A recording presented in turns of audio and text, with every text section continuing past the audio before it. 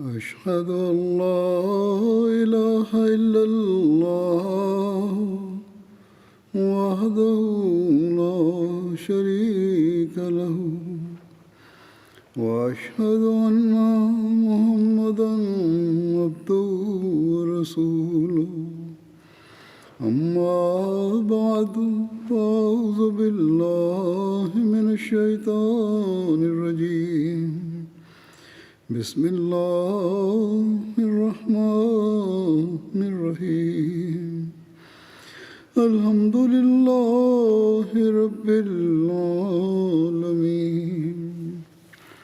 الرحمن الرحيم مالك يوم الدين إياك نعبد وإياك نستعين اهدنا الصراط المستقيم صراط الذين أنعمت عليهم غير المغضوب عليهم ولا الضالين. حضرت عمر رضی اللہ عنہ کا ذکر چل رہا تھا. इस ज़मीन में आज मज़ीद बयान करूँगा. Masih lagi berlanjutan berkenaan Hazrat Umar radhiyallahu ta'ala anhu. Berkenaan dengan ini, hari ini saya akan menjelaskan lebih lanjut lagi. Diriwayatkan dari Zaid bin Aslam bahawa bapa beliau menceritakan, pada satu ketika saya pergi ke Hara Waqim bersama Hazrat Umar bin Khattab. Ini adalah tempat di antara dua Hara. Hara bererti tanah hitam yang berbatu. Hara Waqim berada di sebelah timur Madinah dan disebut juga Hara Banu Quraizah. Yang kedua adalah Haratul Wabrah yang terletak 3 batu dari sebelah barat Madinah. Dan dia berkata, saya pergi ke sana ketika kami sampai di tempat bernama Sarar. Ada unggun api yang terang benderang di satu tempat. Sarar juga terletak 3 batu dari Madinah. Hazrat Umar bersabda, saya rasa ada musafir di situ yang sedang berhenti kerana malam dan sejuk. Marilah ikut saya. Maka kami pun segera mendekatinya dan melihat seorang wanita bersama beberapa orang anaknya, dan dia sedang memanaskan periuk. Anaknya sedang menangis kerana lapar. Hazrat Umar bersabda, Assalamualaikum, wahai pemilik sinar. Beliau tidak suka kalau menyebut wahai pemilik api unggun. Wanita itu menjawab, Waalaikumsalam. Beliau bersabda, bolehkah saya datang dekat? Wanita itu menjawab, datanglah jika niatmu baik. Jika tidak, pergilah. Beliau pun mendekatinya. Yakni artinya Hazrat Umar ingin mengucapkan perkara yang baik. Kerana sebelum itu wanita itu berkata, kemarilah kalau ingin mengucapkan perkara yang baik. Dan jika tidak, pergilah. Hazrat Umar pun mendekatinya dan bersabda, apa yang telah terjadi kepada engkau? Wanita itu berkata, malam dan dingin telah membuatkan kami berhenti. Hazrat Umar bersabda, mengapa anak-anak itu? Kenapa mereka menangis? Wanita itu berkata, kerana kelaparan. Hazrat Umar bersabda, apa yang ada di dalam periuk itu? Wanita itu menjawab, di dalamnya hanyalah air. Saya sedang menenangkan anak-anak supaya mereka dapat tidur. Allah yang akan memberikan keputusan di antara kami dan Hazrat Umar. Beliau bersabda, wahai wanita, semoga Allah mengasihanimu.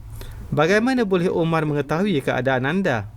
Beliau berkata, dia adalah pengawas segala hal tentang kami. Yakni wanita itu berkata bahawa dia adalah pengawas keadaan kami dan beliau telah lalai.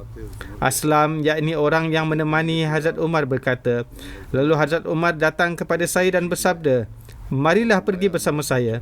Kami berjalan dengan sangat cepat dan tiba di Darud Daqiq. Hazrat Umar mendirikan bangunan bernama Darud Daqiq yang di dalamnya disimpan tepung, kurma, kismis dan bahan-bahan lain yang mungkin diperlukan oleh seorang musafir. Waktu itu pun beliau mendirikan tempat menginap untuk para musafir di tengah jalan antara Madinah dan Mekah. Pendek kata, di sana beliau mengeluarkan sekarung gandum dan periuk berisi minyak samin. Beliau bersabda, letakkan ini di atas bahu saya. Aslam mengatakan bahawa biarlah saya sahaja yang mengangkatnya. Hazrat Umar mengatakannya 2 hingga 3 kali, iaitu letakkanlah ia di atas bahuku. Dan setiap kali saya pun menjawab, biarlah saya yang mengangkatnya, janganlah Tuan. Akhirnya Hazrat Umar pun bersabda, cubalah kamu fikir, apakah di hari kiamat engkau akan mengangkat bebanku? Maka saya pun mengangkat karung itu, dan kemudian Hazrat Umar meletakkannya di atas bahu beliau dan berjalan dengan cepat, dan saya pun berjalan dengan laju bersama beliau hingga kami pun tiba di tempat wanita itu. Beliau menurunkan karung guni berdekatan wanita itu dan mengeluarkan sebahagian tepung gandum darinya dan bersabda kepada wanita itu, masukkan ini perlahan-lahan ke dalam periuk itu dan saya akan mengacaunya. Di dalam riwayat lain, Hazrat Umar bersabda, masukkan tepung gandum dengan perlahan-lahan, saya akan membuatkan lauk untuk anda. Lalu Hazrat Umar meniup api di bawah periuk untuk mengecilkannya. Aslam, yakni perawi, berkata, Hazrat Umar seorang yang berjanggut lebat, dan waktu itu saya melihat asap keluar dari antara janggut beliau. Ketika lauk telah masak, wap yang keluar darinya pun terkena ke wajah serta janggut beliau. Ketika lauk telah masak, beliau pun menurunkannya. Beliau bersabda, bawakan mangkuk. Wanita itu memberi pinggan yang besar dan beliau pun menuangkan makanan ke dalamnya dan bersabda, berikan makan kepada anak-anak itu. Saya akan menuangkan untuk anda supaya sejuk. Yakni saya akan menuangkannya di mangkuk lain untuk menyejukkannya. Beliau terus melakukan demikian sehingga anak-anak tersebut makan sehingga kenyang dan menyimpan lebihnya untuk wanita itu. Aslam berkata, lalu beliau berdiri dan saya pun berdiri. Wanita itu berkata, semoga Allah memberi pahala yang terbaik bagi engkau. Dalam hal ini engkau lebih berhak daripada Amirul Mukminin, yakni dalam hal pahala. Atas hal ini Hazrat Umar bersabda, katakanlah tentang kebaikan. Ketika engkau pergi kepada Amirul Mukminin, maka insya-Allah engkau akan menemuiku di sana. Kemudian dia, yakni perawi, berkata, Hazrat Umar mengucapkan hal ini dan beralih ke satu sudut lain dan duduk menghadap wanita itu. Saya bertanya kepada beliau, apakah ada pekerjaan lain lagi selain ini? Beliau tidak menjawab apa-apa pun. Hingga saya pun melihat anak-anak itu sedang bermain dan bergembira. Kemudian kanak-kanak itu semua puas dan mereka pun tertidur. Hazrat Umar bersyukur kepada Tuhan dan beliau berdiri menghadap saya dan bersabda, wahai Aslam, kanak-kanak itu terjaga dan menangis kerana lapar. Saya ingin agar saya tidak beredar dari sini selagi saya tidak melihat mereka berada dalam ketenangan seperti yang sekarang saya sedang lihat. Hazrat Muslim Maud radhiyallahu anhu juga menjelaskan peristiwa ini.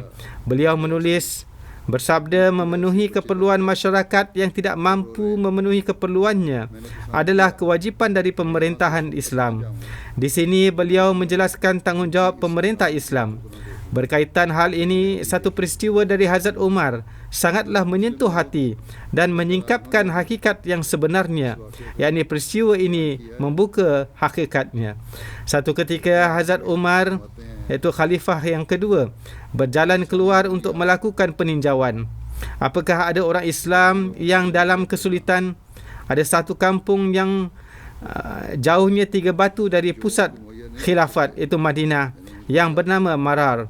Atau menurut beberapa peneliti kita, ianya bukan bernama Marar, tapi Sarar. Mungkin perawi telah terkeliru dan menulisnya Marar. Pendek kata, beliau mendengar ada suara tangisan dari satu arah. Ketika beliau pergi ke arah itu, beliau melihat seorang wanita sedang memasak sesuatu dan ada 2 atau 3 kanak-kanak yang sedang menangis. Hazrat Umar bertanya kepadanya apa yang terjadi. Dia menjawab, sudah 2 atau 3 kali mereka tidak makan kerana tidak ada sesuatu untuk dimakan. Anak-anak ini telah sangat gelisah sehingga saya pun menenangkannya dengan memanaskan periuk agar mereka tenang dan tidur. Setelah mendengar hal itu, Hazrat Umar segera kembali ke Madinah, lalu mengambil tepung gandum, daging dan kurma, lalu memasukkannya ke dalam sebuah karung guni dan berkata kepada khadim beliau, letakkan ianya di atas belakang saya. Khadim itu berkata, Huzur, biarlah saya yang akan membawanya. Beliau menjawab, jika engkau yang membawanya, maka siapakah yang akan mengangkat bebanku di hari kiamat nanti? yakni memperhatikan makan minumnya adalah kewajipan saya dan ada kelemahan saya dalam melaksanakannya. Maka sebagai kafarah, saya sendirilah yang akan membawa barang-barang ini sampai ke rumahnya. Hazrat Muslim Maud menulis mengenai pemberian allowance kepada orang-orang yang memerlukan. Dari peristiwa ini, janganlah dianggap bahawa pemberian allowance kepada mereka yang memerlukan ini adalah untuk menimbulkan sifat malas. Kemudian beliau menulis, di dalam Islam, di mana sahaja terdapat perintah melindungi orang-orang yang miskin, sebagaimana tentang hal ini telah dijelaskan sebelumnya, ini juga adalah untuk menghapuskan kemalasan dan kelalaian. Allowance ini bukanlah diberikan supaya mereka menjadi malas dan lalai. Tujuan allowance ini bukanlah supaya mereka berhenti dari bekerja dan duduk diam sahaja. Malah, allowance ini hanyalah diberikan bagi mereka yang dalam keterpaksaan, kerana meminta-minta juga adalah dilarang. Hazrat Umar juga membuat peraturan yang tegas melarang orang-orang dari meminta-minta. Di sini bukanlah bererti bahawa jika melihat mereka yang lapar maka cukup dengan memberinya makan. Jika ada yang meminta, lalu berilah dia. Namun di sini, jika si peminta itu adalah orang yang sihat, maka beliau menolaknya dengan tegas. Suatu kali Hazrat Umar melihat seorang pengemis yang karung guni miliknya telah penuh dengan gandum. Dia meminta gandum sedangkan karung guninya telah terisi gandum. Lalu beliau, yakni Hazrat Umar, mengambil gandum darinya dan meletakkannya di depan sekumpulan unta. Beliau mengosongkan karung guninya dan bersabda, "Mintalah sekarang." Dari peristiwa ini terbukti bahawa mereka yang meminta-minta menjadi dipaksa untuk bekerja, yakni anda seorang yang sihat, dan apa yang boleh anda dapatkan dari mengemis? Bekerja keraslah, carilah kehidupan dan makanlah darinya. Beliau memberi pelajaran bahawa jika mengemis lagi, tindakan inilah yang akan diberikan, iaitu barang anda akan diambil dan diletakkan di hadapan haiwan. Banyak pengemis yang mengambil contoh ini dan memaksa bahawa lihatlah Hazrat Umar betapa beliau sangat memperhatikan mereka. Mereka tidak melihat bahawa Islam telah sangat melarang dari sikap mengemis, dan sikap Hazrat Umar ini pun merupakan amalan Rasulullah sallallahu alaihi wasallam yang diteruskan oleh Hazrat Umar dan mereka tidak menghiraukannya. Kemudian Hazrat Muslim Maud di tempat lain menjelaskan berkaitan peristiwa ini. Lihatlah, Hazrat Umar di satu segi, raja-raja besar dunia pun gemetar akan kewibawaan dan karisma beliau.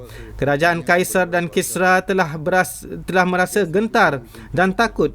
Namun di segi lain, di kegelapan malam, Hazrat Umar, seorang insan yang memiliki martabat yang luhur itu, terharu melihat rasa lapar yang dideritai seorang wanita tua dan anak-anaknya. Lalu beliau memikul sendiri karung guni gandum di atas bahunya dan membawa bungkusan minyak samin di tangannya dan memberikannya kepada mereka, dan beliau tidak beredar balik sebelum memasakkan makanan untuk mereka dengan tangan beliau sendiri dan memberi mereka makan sampailah melihat mereka tidur dengan tenang.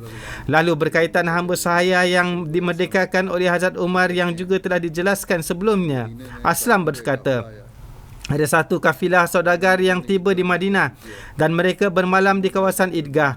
Hazrat Umar bersabda kepada Hazrat Abdurrahman bin Auf, "Tidakkah engkau merasa keberatan kalau kita menjaga mereka di waktu malam?"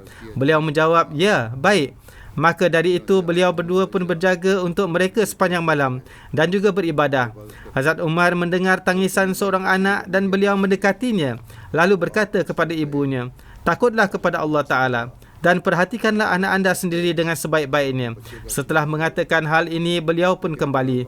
Lalu beliau mendengar lagi tangisannya dan mendatangi ibunya lalu mengatakan hal yang sama kepadanya dan kembali ke tempat beliau.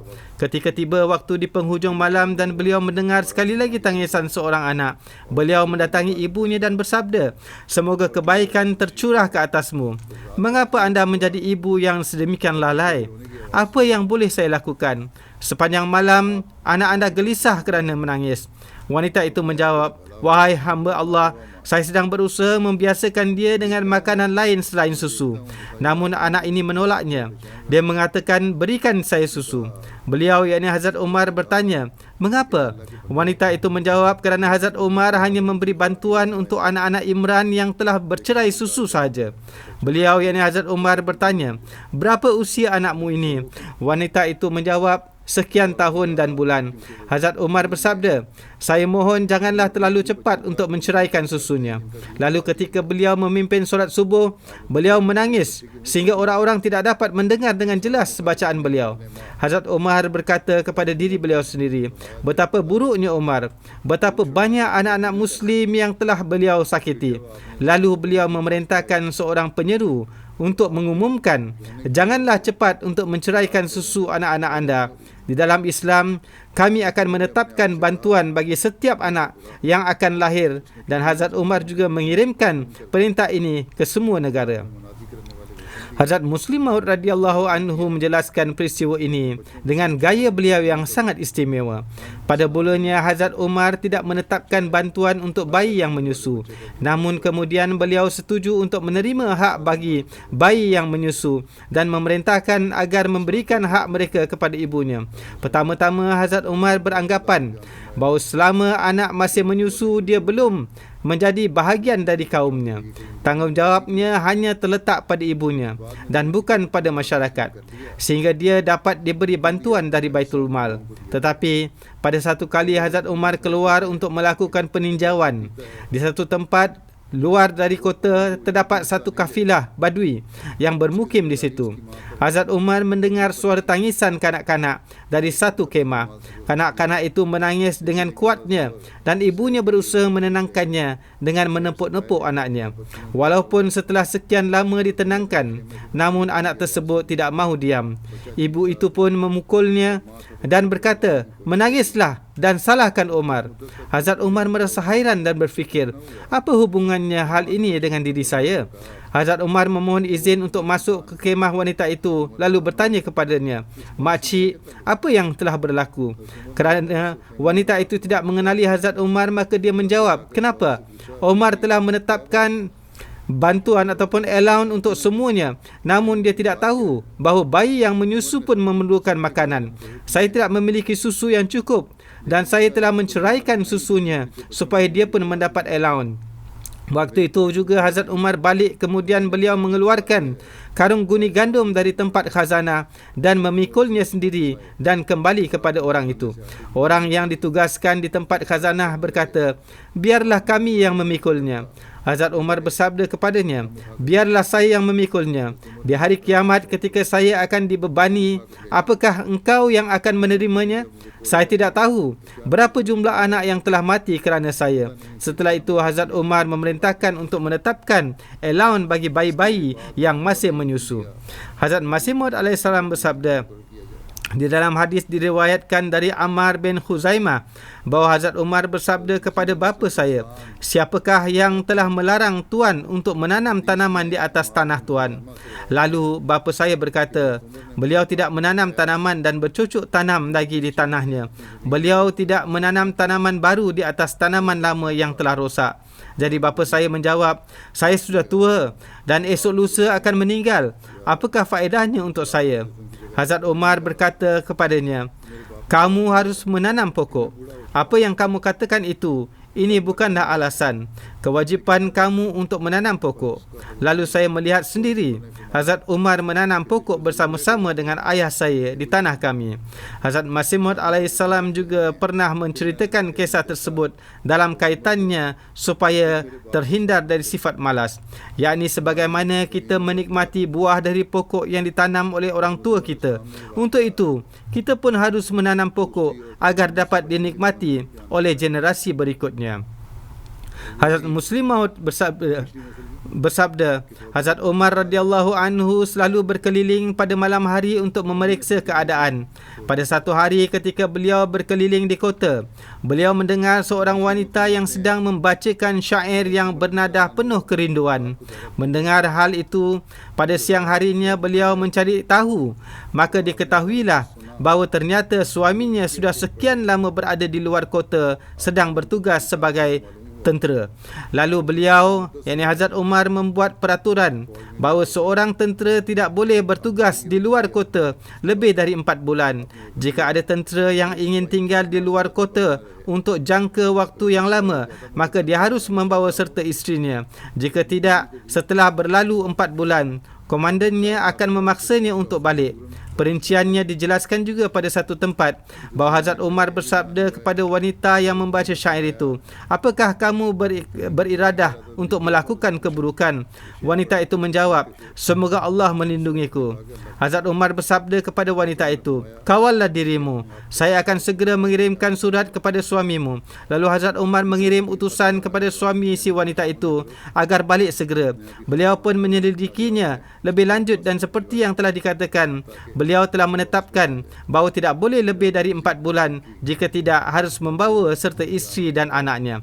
Aslam meriwayatkan, yakni hamba sahaya yang dimerdekakan oleh Hazrat Umar, pada satu malam saya pergi bersama Hazrat Umar keluar dari Madinah dan kami terlihat sebuah kemah. Kami beriradah untuk pergi menuju ke kemah tersebut. Apa yang kami lihat, ternyata di dalam kemah tersebut ada seorang wanita yang sedang kesakitan, sedang melahirkan. Hazrat Umar menanyakan keadaan si wanita itu. Wanita itu menjawab, "Saya seorang musafir yang tidak memiliki apa-apa." Mendengar hal itu, Hazrat Umar menangis, lalu segera balik ke rumah. Beliau berkata kepada isteri beliau, Hazrat Ummi Kalsum binti Ali, "Apakah kamu ingin meraih pahala yang Tuhan bawa untuk kamu?" Beliau, yakni Hazrat Umar, menceritakan kejadian tadi. Isteri beliau menjawab, "Tentu sahaja." Lalu Hazrat Umar mengangkat tepung gandum dan lemak daging di belakang beliau. Sementara itu, Hazrat Ummi Kalsum membawa barang-barang keperluan untuk proses melahirkan. Lalu kedua-duanya berangkat. Hazrat Ummi Kalsum menghampiri si wanita itu sedangkan Hazrat Umar duduk bersama suami wanita itu yang waktu itu juga ada di sana. Namun, suami tidak mengenal beliau. Beliau berbincang dengan suaminya. Akhirnya, wanita itu melahirkan bayi lelaki. Hazrat Ummi Kalsum menghampiri Hazrat Umar dan berkata, "Wahai Amirul Mukminin, sampaikanlah kabar suka kepada lelaki itu, yakni suami wanita itu, bahawa isterinya telah melahirkan seorang bayi lelaki." Ketika lelaki itu mendengar ucapan Hazrat Ummi Kalsum, dia baru menyedari kerana sebelum ini dia tidak mengetahui bahawa yang sedang berbincang dengannya adalah Hazrat Umar. Kemudian suami si wanita itu meminta maaf kepada Hazrat Umar. Hazrat Umar bersabda, "Tidak mengapa." Lalu Hazrat Umar menyerahkan wang dan barang-barang keperluan kepada mereka. Kemudian beliau pun balik. Said bin Musayyab dan Abu Salmah bin Abdul Rahman meriwayatkan, "Demi Tuhan, Hazrat Umar telah menyempurnakan apa yang telah beliau katakan, yakni Hazrat Umar bersikap keras ketika keadaan menuntut untuk berlaku keras dan juga bersikap lembut pada tempatnya. Dan beliau radhiyallahu anhu telah menjadi bapa bagi anak-anak dan para isteri yang terlantar. Bahkan beliau menemui para wanita yang suaminya sedang bertugas di luar kota. Beliau mengucapkan salam di sebalik pintu lalu menawarkan bantuan kepada mereka atau menanyakan kalau mereka ingin memesan sesuatu. Maka beliau bersedia untuk membelikannya di pasar. Beliau bersabda, "Saya tidak ingin kamu tertipu ketika berbelanja."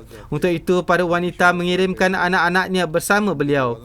Dikatakan bahawa ketika beliau radhiyallahu anhu pergi ke pasar, di belakang beliau begitu ramai kanak-kanak yang mengikuti beliau sehingga susah untuk mengira mereka. Lalu beliau membelikan untuk mereka apa yang mereka perlukan. Adapun bagi para wanita yang tidak memiliki anak, maka beliau radhiyallahu anhu membelikannya sendiri untuk mereka. Ketika ada wakil dari antara tentera yang datang, maka Hazrat Umar menyampaikan sendiri surat-surat yang dikirimkan oleh para tentera untuk para isteri-isterinya dan menasihati para wanita itu bahawa suami kamu semua telah berjuang di jalan Allah dan kamu berada di kotanya Rasulullah sallallahu alaihi wasallam. Jika ada orang yang dapat membacakan surat ini untuk kamu, itu adalah baik. Namun, jika tidak ada, kamu boleh berdiri berdekatan dengan pintu supaya saya boleh membacakan surat-surat itu untuk kamu." Seterusnya beliau bersabda, "Wakil kami akan pergi pada hari-hari tertentu. Untuk itu bolehlah kamu menulis surat untuk saya kirimkan kepada mereka untuk disampaikan kepada suami-suami kamu." Lalu Hazrat Umar membawakan kertas tulis dan dakwat Kemudian bagi yang sudah selesai menulisnya, beliau mengambil surat mereka. Namun bagi wanita yang tidak pandai menulis, beliau meminta pada wanita itu untuk datang ke pintu dan menyampaikan isi surat yang ingin disampaikan. Lalu beliau menuliskannya atas nama mereka untuk para suami mereka. Kemudian beliau mengirimkannya. Hazrat Ali meriwayatkan, saya melihat Hazrat Umar sedang pergi dengan tergesa-gesa ke Abtah sambil mengangkat pelana unta di bahu beliau sendiri. Abtah adalah nama sebuah tempat yang terletak berdekatan Mekah dan Mina. Hazrat Ali berkata, wahai Amirul Mukminin, Tuan hendak pergi ke mana? Hazrat Umar bersabda, seekor unta dari sedekah telah terlepas lari. Saya hendak pergi mencarinya. Saya berkata kepada Hazrat Umar, Tuan telah menetapkan jalan yang tidak mudah untuk dilalui oleh para khalifah penerus Tuan nanti. Tuan melakukan perkara seperti ini. Hazrat Umar bersabda, wahai Abul Hasan, janganlah menyalahkan saya. Demi zat yang telah mengutus Muhammad dengan nubuat, jika seandainya seekor anak kambing sahaja yang hilang di tepi sungai Firat, maka Umar akan mendapatkan hukuman pada hari kiamat kerana hal itu. Hazrat Muslim Maud menjelaskan, pada zaman Hazrat Umar ada seorang Muslim yang sedang berjalan dengan menundukkan lehernya. Mungkin orang tersebut sedang mengalami kesusahan, kesedihan. Untuk itu dia merasa sedih. Melihat akan hal itu, Hazrat Umar menyentuh dagunya dan bersabda, sekarang merupakan masa kemenangan Islam, namun kamu malah menundukkan leher kamu. Kamu mengalami sedikit kesusahan saja yang membuatkan kamu menundukkan kepala. Tidaklah patut kamu bersikap seperti itu.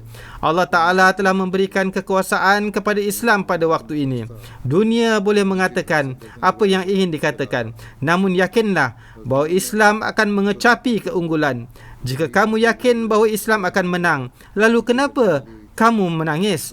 Tidaklah perlu bersedih kerana hal-hal yang kecil.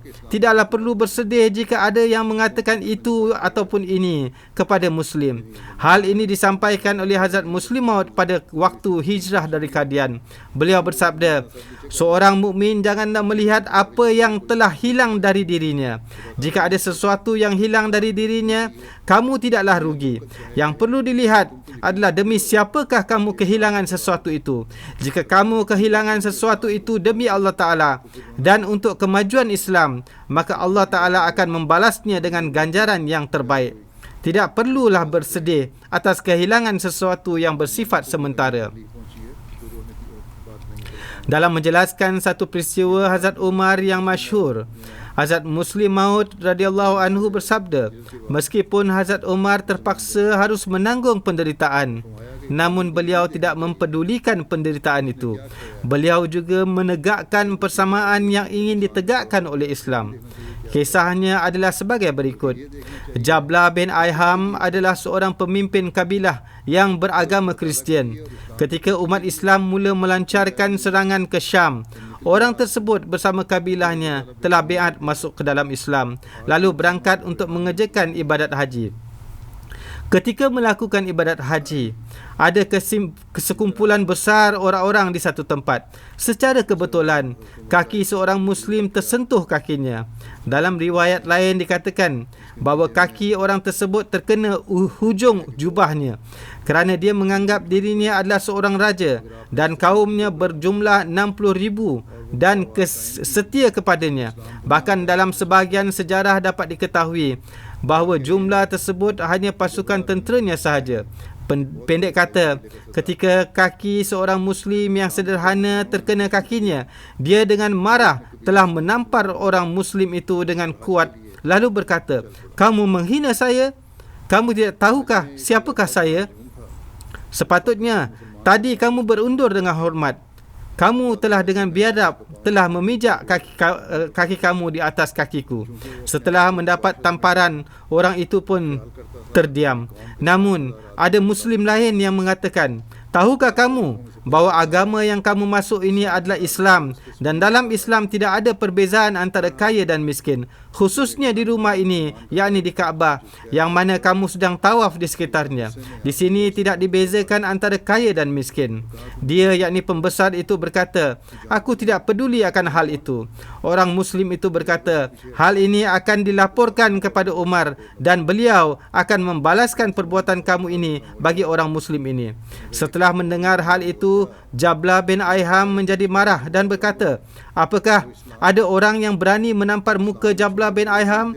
Orang itu menjawab, kalau orang lain saya tidak tahu, tapi berkenaan dengan Umar, beliau boleh melakukannya. Mendengar akan hal itu, dia segera menyelesaikan tawafnya dan terus pergi ke majlis Hazrat Umar dan bertanya, jika ada seorang kaya menampar muka orang miskin, apa yang akan tuan lakukan? Beliau, yakni Hazrat Umar, bersabda, saya akan meminta orang miskin itu untuk membalas tamparannya di muka orang kaya itu. Jablah berkata, tuan tidak faham maksud saya. Maksud saya, jika ada seorang pembesar menampar orang miskin, apa yang akan tuan lakukan? Beliau bersabda, dalam Islam tidak ada perbezaan antara orang kaya dan miskin. Beliau bersabda, Jablah, bukan kamukah yang telah melakukan kesalahan ini? Mendengar akan hal itu, dia berdusta dengan mengatakan, saya tidak menampar siapa pun. Saya hanya ingin bertanyakan sahaja. Namun, dengan segera Jablah meninggalkan tempat itu, kemudian balik ke negerinya dengan membawa kawan-kawannya. Setelah itu, dia murtad bersama-sama kaumnya. Pada waktu terjadi peperangan antara Rom dan pihak Muslim, Jablah berpihak kepada Rom dan bergabung di dalamnya. Namun Hazrat Umar tidak mempedulikannya. Inilah persamaan yang ditegakkan oleh pemerintahan Islam, yang mana merupakan pelajaran bagi negara-negara Islam pada masa ini. InsyaAllah perbahasan ini akan dilanjutkan lagi. Sekarang ini saya akan menyebutkan beberapa almarhum. Di antaranya yang pertama adalah Abdul Wahid Ureich Sahib, Ketua Jemaat Wilders-Host Jerman. Beliau adalah bekas Sadar Khudam Jerman dan juga bekas National Secretary Tarbiyat Switzerland. Beliau wafat pada usia 41 tahun pada 12 Mei disebabkan oleh keadaan beliau yang memburuk ketika dalam perjalanan turun dari Gunung Everest setelah berjaya mendakinya dan memacakkan bendera Ahmadiyah di puncak. Inna lillahi wa inna ilaihi raji'un. Dalam keluarga, beliau meninggalkan isteri, 3 anak lelaki dan 2 perempuan serta kedua orang tua, seorang saudara lelaki dan 2 orang saudara perempuan. Amir Sahib Switzerland Tarikhul Mudassir menulis, sejak semula lagi hingga wafatnya, Abdul Wahid Ureich merupakan anggota yang sangat aktif. Beliau merupakan anggota dan pengurus contoh dan Ahmadi yang setia. Abdul Wahid Ureich selalu melaksanakan perkhidmatan jemaat dengan penuh kerendahan hati.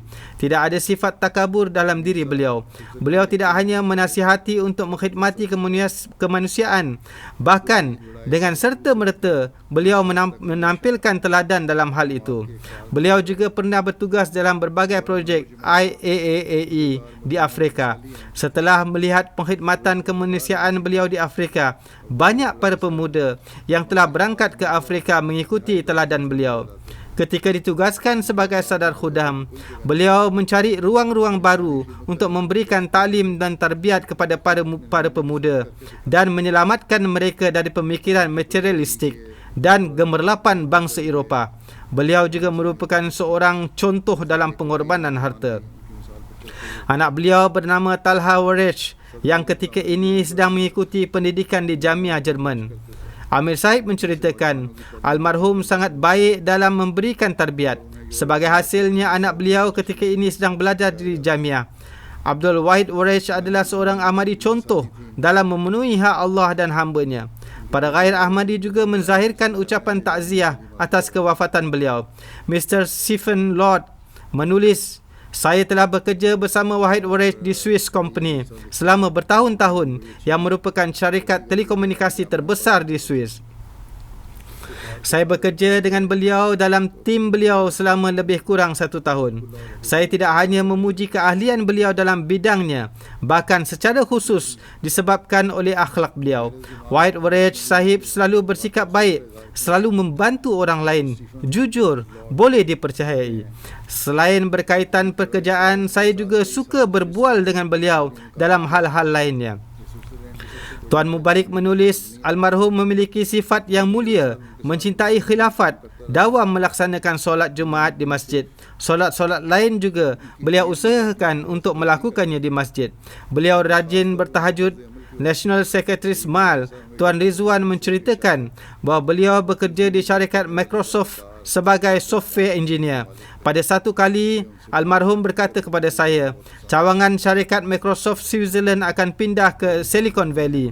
Syarikat telah memberikan tawaran kepada saya untuk ikut serta dengan mereka ke Silicon Valley. Mereka menjanjikan berbagai kemudahan, kenaikan gaji dan mereka akan mengatur pemindahan barang-barang saya ke sana. Almarhum menjawab, saya menolak tawaran syarikat kerana saya memiliki tanggungjawab tugas-tugas jemaat di sini yang tidak ingin saya tinggalkan. Beberapa hari kemudian, dengan kurnia Allah Ta'ala, cawangan syarikat tersebut telah dibeli oleh company besar Swiss. Almarhum mengatakan, syarikatnya ingin mengajak saya pindah, namun Allah Ta'ala telah mengaturkan di sini, dan tidak hanya itu, banyak lagi kurnia Allah Ta'ala sehingga gaji yang saya terima lebih besar dari bos saya. National Secretary Umur Kharijiyah Tuan Zahid menceritakan bahawa saya mengenali beliau sejak 26 tahun yang lalu. Saya mendapatkan kesempatan untuk berkhidmat di Khudamul Ahmadiyah bersama almarhum. Beliau adalah seorang yang sangat baik, disiplin dalam puasa dan solat, rajin berdoa, seorang yang bekerja keras, pecinta dan taat kepada khilafat. Beliau adalah seorang kawan yang penyayang dan peramah. Sejak muda lagi, beliau sudah memiliki tabiat yang berbeza dari pemuda lain pada umumnya. Saya tidak pernah melihat beliau marah. Tidak juga pernah timbul kesan akan hal itu dari gaya bahasa atau wajah beliau. Saya tidak pernah melihat beliau bersuara tinggi atau keras. Ketika kami melakukan kesalahan, beliau menasihati kami dengan lembut secara terpisah. Beliau selalu bersikap baik dan rendah diri kepada orang tua maupun kepada anak-anak. Senyuman selalu menghiasi wajah beliau. Beliau selalu bersedia untuk mengorbankan jiwa, harta, waktu dan kehormatan. Banyak sekali pemuda Switzerland yang tidak hanya beliau bimbing dalam hal taklim dan masa depan, bahkan beliau juga membantu mereka untuk mendapatkan pekerjaan. Beliau juga telah mendirikan Ahmadiyah Hiking Club di bawah Khudamul Ahmadiyah dan memperkenalkan hiking kepada berpuluh-puluh khudam. Beliau memiliki tekad yang kuat. Pada satu kali saya bertanya kepada almarhum, apakah ketika melakukan hiking tuan merasa takut? Beliau menjawab, saya juga merasa takut dan keluarga saya pun tidak menyukai aktiviti ini. Namun saya mencari jalan keluar dengan melakukan mulakat bersama huzur. Beliau bertemu dengan saya. Jika huzur memberikan restu kepada saya, beriradah untuk melakukan hiking ke puncak gunung di 7 benua, kemudian memacakkan bendera Ahmadiyah di atasnya. Beliau berkata, saya merasa khawatir jika saya melarang beliau. Namun saya katakan kepada beliau, silakan saja pacakkan bendera jika anda dapat sampai ke puncaknya. Beliau mengatakan, sekarang insya-Allah saya akan lakukan seperti itu. Setelah itu pemuda tersebut tidak pernah undur lagi untuk memenuhi harapan tersebut. Beliau melakukan usaha keras tanpa letih untuk dapat mencapai tujuan luhur tersebut. Satu persatu puncak gunung terus beliau taklukkan. Marhum juga mendapatkan kehormatan untuk dapat memacakkan bendera Ahmadiyah di puncak gunung tertinggi di dunia, iaitu Everest. Penulis menuliskan bahawa saya tidak tahu apakah kewafatan beliau ini dapat dikatakan mati syahid atau tidak. Namun, dengan kesaksian saya sendiri, saya dapat mengatakan dalam diri beliau terdapat semangat iman yang selalu diraih oleh orang-orang yang berhasrat untuk meraih mati syahid. Namun, menurut hemat saya, sesungguhnya beliau telah berusaha untuk menyampaikan pesan Islam dan Ahmadiyah dan pesan Tauhid. Beliau telah berhasil melakukannya. Beliau juga hadir keharibaan Allah Ta'ala dalam perjalanan untuk memenuhi tujuan tersebut. Pastinya, beliau telah meraih darjat syahid. Kita berdoa kepada Allah Ta'ala, semoga Allah Ta'ala memberikan darjat syahid kepada beliau dan memasukkannya dalam golongan syahid. अक्सर कोई इल्म तो नहीं है कि इनकी मौत शादी खिलाई जा सकती है नहीं, लेकिन अपने मुशाहिदे से क्या Bapa beliau Khadim Hussein Waresh mengatakan, nampak kepada kami bagaimana anak saya terus berderap maju ke depan. Dia berjaya menaklukkan satu persatu gunung dan tidak gentar melakukannya. Kawan saya bertanya kepada saya, kenapa Tuan tidak melarangnya? Pekerjaannya ini sangat berbahaya. Saya selalu menjawabnya dengan mengatakan, walaupun saya melarang, dia tidak akan berhenti kerana di dalam dirinya terdapat semangat untuk mengibarkan bendera jemaat di setiap ketinggian di dunia dan menyampaikan pesan Tauhid Allah Ta'ala. Seorang kawan menulis, saya pernah bertanya kepada Tuan Sadar, ketika Tuan mendaki gunung, apa yang Tuan dengarkan di handphone untuk memotivasi diri sendiri? नजर आ रहा था कि हमारा ये बेटा आगे बढ़ता जा रहा है। Tuan Sadar menjawab, saya telah memuat turun buku-buku Hazrat Masih Maud alaihissalam dan saya dengarkannya di sepanjang perjalanan. पूछा करते थे कि आप उनको रोकते क्यों नहीं? Demikian juga, beliau menceritakan bahawa pada satu kali saya bertanya kepada Tuan Sadar, bagaimana Tuan melaksanakan ibadat Tuan di tempat yang begitu tinggi dan sejuk seperti itu? Beliau menjawab, Tuan Mubalik, saya sangat menikmati beribadah di gunung-gunung. Dalam hati saya terlintas fikiran bahawa para Nabi Allah Ta'ala juga menjauhkan diri dari kebisingan dunia dengan mengasingkan diri di gunung-gunung dan melakukan ibadat. Beliau menceritakan bahawa pada satu kali Abdul Wahid Waresh menceritakan kepada saya satu kisah perjalanan beliau. Dia mengatakan bahawa sewaktu mendaki gunung Denali di North Alaska yang merupakan gunung yang paling sejuk di dunia, jari telunjuk beliau telah membeku. Ketika beliau memperlihatkan luka itu kepada doktor, maka doktor mengatakan, ini betul-betul dah membeku. Ini bukan lagi menjadi satu bahagian dari anggota tubuh. Doktor mengatakan kami terpaksa harus memotongnya dengan segera kerana ianya sudah tidak berguna lagi. Tuan Sadar menjawab, ini adalah jari syahadat. Dengannya kami memberikan kesaksian mengenai keesaan Allah Ta'ala dalam solat. Saya sekali-kali tidak akan memotong jari ini. Setelah itu, Allah Ta'ala memberikan kurnianya dan apa yang terjadi kemudian adalah berkat doa-doa, jari tersebut betul-betul pulih kembali sepenuhnya. Semoga Allah Ta'ala memberikan taufik kepada anak keturunan beliau untuk meneruskan kebaikan-kebaikan beliau. Apa yang orang-orang gambarkan mengenai kebaikan-kebaikan beliau dan juga apa yang saya lihat pada diri beliau, beliau jauh lebih unggul dari itu dalam kebaikan-kebaikan beliau. Beliau adalah seorang yang mengucapkan labbaik terhadap setiap perintah dari khilafat.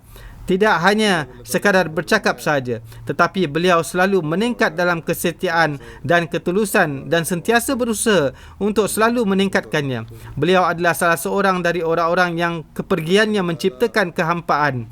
Singkatnya, sebagaimana yang telah saya sampaikan, tujuan beliau adalah untuk memacakkan bendera agama Allah Ta'ala dan keesaannya di tempat-tempat yang tinggi yang mana beliau berjaya dalam tujuannya tersebut. Semoga Allah Ta'ala menganugerahkan maghfirah dan kasih sayangnya dan meninggikan darjat beliau.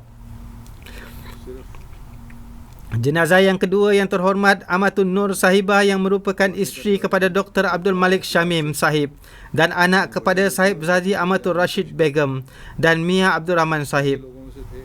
Beliau wafat pada 15 Jun di Washington. Inna lillahi wa inna ilaihi raji'un. Dengan kurnia Allah Ta'ala, beliau adalah seorang musia. Beliau adalah cicit kepada Hazrat Masih Maud alaihissalam. Dan demikian juga dari pihak ibu beliau adalah cicit dari Hazrat Khalifatul Masih Awal radhiyallahu anhu. Beliau adalah cucu kepada Hazrat Muslim Maud radhiyallahu anhu dan Hazrat Saidah Amatul Hai serta cucu kepada sahabat Hazrat Masih Maud alaihissalam, Hazrat Profesor Ali Ahmad dari Bihar. Sebagaimana yang telah saya beritahukan, beliau bernikah dengan Dr. Abdul Malik Syamim yang merupakan anak kepada Maulwi Abdul Baqi Sahib. Allah Ta'ala menganugerahkan 2 anak perempuan kepada beliau.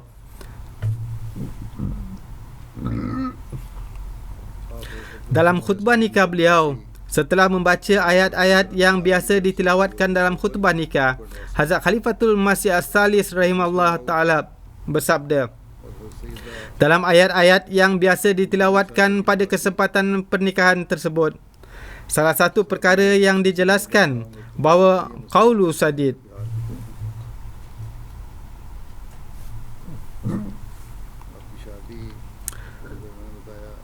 qaulu sadid adalah penting untuk perbaikan amal.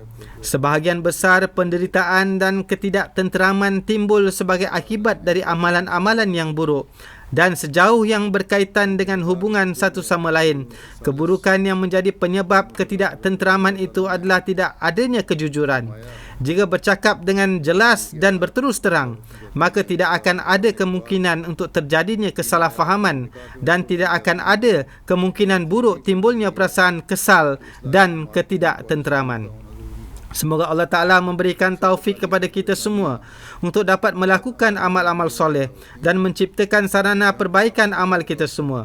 Dan semoga dalam diri kita sedemikian rupa tercipta kebiasaan berkata jujur, sehingga ini seolah-olah menjadi ciri khas bagi kita. Kemudian bersamaan dengan itu ada juga 5-6 pernikahan lainnya. Berkenaan dengan itu beliau rahimahullah bersabda, salah satu pernikahan adalah dari segi kekerabatan keluarga dan dikarenakan hubungan kasih sayang adalah merupakan pernikahan anak perempuan saya sendiri. Ia adalah Amatul Nur, anak kepada Mia Abdul Rahim Sahib, dan adik kandung saya Amatul Rashid yang bernikah dengan Dr. Abdul Malik Syamim yang merupakan anak kepada Maulwi Abdul Baqi Sahib. Kemudian beliau rahimahullah ta'ala bersabda, kita berdoa kepada Allah Ta'ala semoga Allah Ta'ala dengan rahmatnya menjadikan pasangan ini dan 5 pasangan lainnya sebagai pewaris kepada banyak kebahagiaan. Kemudian niat sebenarnya bagi setiap kamu berdua yang bernikah dan bagi Ahmadiyah adalah hendaknya untuk kesejahteraan Islam. Setelah perjuangan yang panjang, Ahmadiyah perlu meraih puncak akhir dan puncak kejayaan di jalan kemenangan Islam. Oleh kerana itu, penting bagi generasi penerus untuk mendapatkan tarbiyat yang betul dan memiliki pemikiran yang tepat. Jika rahmat Allah Ta'ala tidak menyertainya, maka segala usaha manusia akan menjadi sia-sia, tidak berguna dan tak menghasilkan apa-apa. Pendek kata, kita berdoa semoga pasangan-pasangan ini dan juga pasangan-pasangan yang telah ada dalam jemaat maupun yang akan datang sebagai hasil dari perjodohan mereka tersebut dengan kurnia Allah Ta'ala tercipta sarana bagi kekuatan dan keteguhan Islam. Sahib Zadi Amatul Nur Sahibah juga mendapat taufik untuk mengkhidmati jemaat. Beliau sebagai Sekretaris Tarbiyat Nasional Amerika, Naib Sadar Amerika, Sadar Lokal Lajna Washington dan anggota dari berbagai komiti. Anak sulung beliau Amatul Mujib menceritakan bahawa beliau selalu mendahulukan agama di atas dunia. Beliau sangat menaruh simpati kepada orang-orang. Jika ibu saya boleh membantu seseorang, maka beliau akan membantunya dengan sangat luar biasa. Beliau sangat menaruh perhatian kepada ibadatnya. Anak beliau menceritakan selain solat 5 waktu, setiap hari, setiap kali saya terbangun di malam hari, saya melihat beliau sedang mengerjakan solat tahajud. Suami beliau telah lama meninggal dalam satu kemalangan. Setelah kewafatan ayah kami, beliau menjalani hidup 20 tahun sebagai janda. Dalam keadaan demikian, beliau bertawakal sepenuhnya kepada Allah Ta'ala. Sifat bersyukur yang beliau miliki sangatlah menonjol. Beliau selalu mengatakan bahawa betapa banyaknya ihsan dan kurnia Allah Ta'ala ke atas kita. Saya mendengar dari mulut beliau sendiri bahawa Allah Ta'ala telah berjanji bahawa jika kamu bersyukur, maka aku akan memberikan lebih banyak lagi. Oleh kerana itu, sentiasalah bersyukur kepadaku. Selalu menjaga hati tetap gembira dan terbuka, peramah terhadap tamu, menaruh simpati yang sejati kepada orang-orang, menjalin silaturahmi adalah kebaikan-kebaikan beliau yang sangat menonjol. Saya selalu mendengar dari mulut ibu saya sendiri. Beliau bersabda, sabda Hazrat Masih Maud alaihissalam ini, bahawa silaturahmi bukanlah maksudnya bahawa ada seseorang menjalin silaturahmi dengan kamu lalu kamu menjalin silaturahmi dengannya. Silaturahmi ialah seseorang memutuskan tali silaturahmi dengan kamu namun kamu tetap menjalin silaturahmi dengannya. Saya melihat dalam diri ibu saya kebaikan yang saya cari dalam diri setiap orang yang merupakan ahli keluarga dan memiliki hubungan dengan saya. Beliau juga sangat menjaga silaturahmi dengan ahli keluarga dan para anggota jemaat maupun para tetangga. Jika ada seorang tamu baru yang datang ke masjid, beliau selalu mencari mereka dan duduk berbincang dengan mereka dan mengucapkan selamat datang kepada mereka. Banyak yang mengatakan bahawa beliau adalah seorang yang sangat mencintai.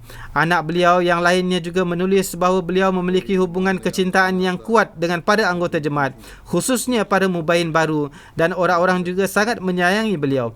Beliau selalu ingin menolong setiap orang, selalu berfikir jangan sampai ketika beliau bertemu dengan seseorang yang sedang memerlukan sesuatu, beliau tidak dapat memenuhinya. Amatul Bashir Sahibah, kakak dari Amatul Nur Sahibah, menulis, ada seorang wanita Afrika Amerika bernama Sister Shakura. Ketika beliau pergi mengerjakan haji, beliau melihat dalam mimpi bahawa rumah Noshi, yakni rumah Amatul Nur Sahibah, berada di Mekah. Almarhumah biasa dipanggil Noshi di rumah. Ketika Sister Shakura datang kepada beliau, maka beliau mengatakan, saya akan mengkhidmati anda.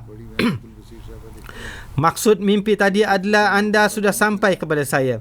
Selama 18 tahun beliau tinggal bersama Noshi. Kakak beliau Amatul Bashir Sahibah menulis, selama 18 tahun Sister Shakura yang merupakan wanita Afrika Amerika ini tinggal bersama Noshi. Selama 8 tahun beliau hanya terbaring di tempat tidur. Daya penglihatannya pun telah hilang dan Noshi sangat memperhatikannya dan mengkhidmatinya. Almarhum juga mengajarkan solat kepada beliau kerana beliau telah lupa, yakni nyanyuk. Saya juga melihat almarhumah sangat menjaga Sister Shakura. Ketika saya datang ke Amerika, almarhumah sendiri mendudukkan beliau di kursi roda dan membawanya untuk menemui saya, dan Sister Shakura juga sangat berterima kasih atas perkhidmatan beliau. Beliau suka bertablik dan selalu berusaha untuk menyampaikan mengenai Ahmadiyah dengan berbagai cara. Ketika ada yang bertanya, anda berasal dari kota apa di Pakistan? Maka beliau selalu menyebutkan nama Rabwah dan kemudian perbincangan tabligh dimulakan. Sebuah keluarga Yahudi mendapatkan kurnia menerima jemaat. Dalam keluarga ini ada seorang perempuan bernama Ruqayyah Asad. Beliau juga termasuk dalam Amila Nasional Amerika. Beliau menceritakan bahawa Amatul Nur Sahibah adalah seorang yang sangat dicintai, yang memberikan manfaat kepada banyak orang. Siapa pun yang mendapat kesempatan bergaul dengan beliau memuji keistimewaan beliau. Beliau secara amalan menjalani hidupnya sesuai dengan Islam Ahmadiyah, yang kerananya orang-orang tertarik dengan beliau dan beliau menjadi teladan bagi orang-orang. Beliau mewakafkan dirinya untuk memberikan tarbiyat kepada para lajnah dengan contoh yang nyata dan berdasarkan tulisan-tulisan Hazrat Masih Maud alaihissalam. Beliau selalu berusaha hadir dalam setiap acara dan melakukan perkhidmatan secara sukarela. Beliau menghadapi kesulitan-kesulitan dan masalah-masalah beliau dengan sabar, istiqamah dan tekad yang kuat, dan beliau menjadi tauladan bagi orang lain dalam hal ini. Beliau melaksanakan tugas tabligh dengan penuh kecintaan dan keikhlasan dan paling depan dalam mengkhidmati tamu. Beliau menjadi teladan bagi para wanita muda maupun yang berusia lanjut. Wanita tersebut menulis, seiringan dengan bertambahnya usia saya rasa hormat kepada beliau semakin bertambah di hati saya. Kemudian beliau menulis, kita biasa mengatakan bahawa kita harus mengkhidmati makhluk. Kita hendaknya memperhatikan orang-orang miskin dan orang-orang yang memerlukan. Sedangkan Makcik Noshi telah menghabiskan waktunya bertahun-tahun untuk mengkhidmati orang-orang yang bahkan bukan merupakan kaum keluarga beliau. Yakni beliau terus melakukan perkhidmatan dan tidak ada waktu untuk diri beliau sendiri. Demikian juga para wanita lainnya, khususnya para wanita Afrika Amerika, menulis, beliau sangat mencintai kami dan banyak menyampaikan kepada kami mengenai ajaran Ahmadiyah. Semoga Allah Ta'ala memberikan taufik kepada anak keturunan beliau untuk dapat meneruskan kebaikan-kebaikan beliau dan sentiasa terhubung dengan khilafat. Beliau telah menjaga hubungan kesetiaan dengan khilafat. Saya pun telah melihat hal ini terhadap diri saya. Saya melihat beliau telah memperlihatkan teladan keitaatan yang sempurna dan kerendahan hati. Semoga Allah Ta'ala memberikan maghfirah dan rahmatnya. Jenazah selanjutnya yang terhormat Bismillah Begum Sahibah, isteri kepada Yang Terhormat Nasir Ahmad Khan Sahib Bahadur Shir, bekas Komandan Hifazat-e Khas yang wafat pada 14 Jun di Jerman pada usia 84 tahun. Ahmadiyah masuk ke dalam keluarga beliau melalui ayah beliau, Hazrat Chaudhry Mazharul Haq Khan Sahib kategori. Beliau juga mendapat kurnia berkhidmat di boarding school Qadian dan Hazrat Masih Maud AS memberikan kurtanya kepada beliau sebagai tabaruk. Beliau mempunyai 5 anak perempuan dan 2 lelaki. Seorang anak beliau, Mahmud Ahmad Sahib, adalah mubalik jemaat dan missionary in charge di Fiji serta amir jemaat juga di sana. Mahmud Ahmad Sahib yang merupakan mubalik kita menulis, setelah kewafatan bapa kami, setiap pendapatan yang diperolehi dari tanah, pertama-tama beliau selalu membayarkan canda darinya. Beliau mengumpulkan wang pencen bapa dan tidak menggunakannya. Dengan wang tersebut, beliau mendirikan masjid di Tahirabad Selatan. Beliau selalu menasihatkan kepada kami untuk berpegang teguh kepada khilafat. Kemudian beliau menulis, setelah kewafatan bapa, beliau memberikan kepada kami kecintaan ibu dan ayah dan tidak pernah membiarkan kami merasakan kehilangan bapa kami. Ketika saya di tahun pertama di Jamiah Ahmadiyah, beliau selalu mengatakan kepada saya, kamu adalah tentera agama. Kamu telah mewakafkan diri untuk agama. Di manapun khalifah menempatkan kamu, kamu harus berdiri teguh di sana. Dan beliau terus mengulang-ulang kata-kata ini hingga akhir hayatnya. Beliau menulis, pada mulanya dari kampung kami hanya bapa sahaja yang datang dan tinggal di Rabuah. Oleh kerana itu, ketika sebahagian besar kaum keluarga kami datang dari kampung ke Rabuah, almarhumah dengan hati yang gembira mengatur makan dan tempat tinggal mereka serta mengkhidmati mereka dengan penuh gembira. Beliau sangat memperhatikan hak-hak tetangga dengan baik. Beliau selalu menganggap kawan-kawan sekelas saya seperti anaknya sendiri. Beliau selalu mengatakan, ajaklah anak-anak dari luar negara yang tinggal di asrama datang ke rumah supaya mereka merasa gembira di Jamiah. Sebahagian besar para mahasiswa Jamiah merasakan kasih sayang yang terhormat ibu saya, yang mana beberapa membalik memberikan kesaksian mengenai hal ini. Selain dari Pakistan, para mahasiswa dari Indonesia dan Afrika juga termasuk yang mendapatkan kasih sayang beliau. Beliau menceritakan bahawa berapa banyak pun wang yang ada pada beliau, beliau selalu membahagikannya atau memberikannya untuk canda, namun tidak ada seorang pun yang berani meminta wang dari beliau. Tuan Mubalik tidak dapat hadir dalam pengurusan jenazah beliau kerana sedang bertugas di lapangan perkhidmatan, yakni sebagai missionary in charge dan amir di Fiji. Sebagaimana yang telah saya katakan tadi, semoga Allah Ta'ala menganugerahkan kesabaran dan ketenteraman kepada beliau dan juga memberikan kesabaran kepada anak-anak beliau yang lainnya dan menganugerahkan taufik untuk dapat meneruskan kebaikan-kebaikan beliau. Semoga Allah Ta'ala menganugerahkan maghfirah dan kasih sayangnya kepada almarhum.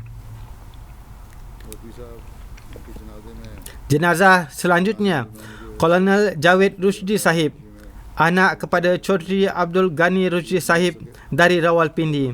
Beliau wafat beberapa waktu yang lalu.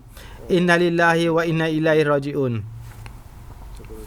Dengan kurnia Allah Ta'ala, almarhum seorang musi. Setelah pencen dari tentera, beliau sentiasa sibuk dalam perkhidmatan kepada jemaat dan selain sebagai Sekretaris Taklim, Sekretaris Waqfi Jadid, Sekretari Rishtanata, beliau juga mendapatkan taufik berkhidmat sebagai Sekretari Wasiat di Halqa. 3 kali beliau menjadi Ketua Halqa Satellite Town, Rawalpindi. Beliau seorang yang rajin berdoa. Beliau selalu dengan senyap-senyap memberikan bantuan kewangan kepada orang-orang. Beliau seorang yang penuh dengan sifat simpati, selalu memberikan pertolongan dan bimbingan kepada kaum keluarga, tetangga dan para anggota lainnya ketika dalam keadaan susah. Seorang administrator yang baik dan pandai. Semoga Allah Ta'ala memberikan maghfirah dan rahmatnya kepada almarhum. InsyaAllah saya akan melaksanakan solat jenazah semua almarhum selepas solat Jumaat.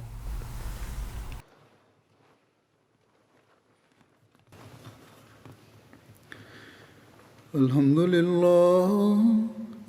لله نحمده ونستعينه ونستغفره ونؤمن به ونتوكل عليه ونعوذ بالله من شرور أنفسنا ومن سيئات أعمالنا من يهده الله فلا مضل له ومن يضلل فلا هادي له ونشهد أن لا إله إلا الله ونشهد أن محمدا عبده ورسوله عباد الله رحمكم الله إن الله يأمر بالعدل والإحسان وإيتاء ذي القربى